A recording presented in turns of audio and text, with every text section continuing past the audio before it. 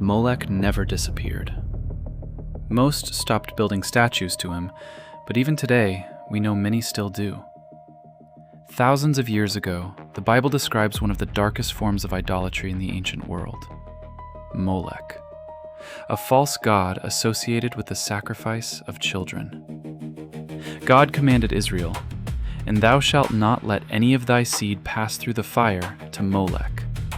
That's Leviticus 18:21. God condemned it because human life was being sacrificed at the altar of something else. Now, I am not saying that every person who has an abortion worships an ancient pagan god. But I think Christians should ask a much harder question. Does the spirit of Molech still exist?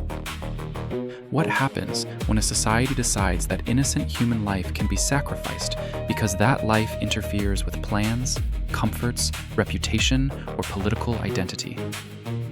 They may have torn down the ancient altar, but have they abandoned the philosophy behind it and the outcome it produces? The Church of Jesus Christ of Latter-day Saints teaches that human life is sacred. The Church specifically opposes elective abortion for personal or social convenience. It also recognizes limited possible exceptions involving rape or incest, serious danger to the mother's life or health, or severe fetal conditions that will not allow the baby to survive beyond birth, but even then, not as the default. It must be prayed about and divinely directed for any exception to even be minutely justified. This isn't about pretending every situation is simple. It's about remembering that life is sacred.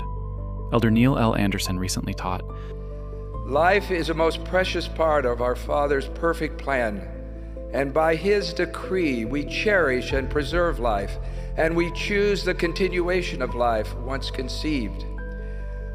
We also treasure the gift of choice, of moral agency, helping to strengthen righteous choices approved by God that bring eternal happiness."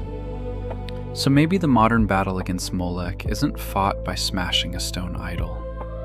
Maybe it's fought by refusing to let convenience become our God, by supporting frightened mothers, by demanding responsibility from fathers, by helping families, by protecting children, and by remembering that every soul belongs to God.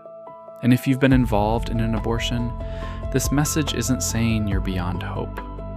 The Church specifically teaches that a person can repent and be forgiven, because Jesus Christ came not only to defend life, but to redeem lives.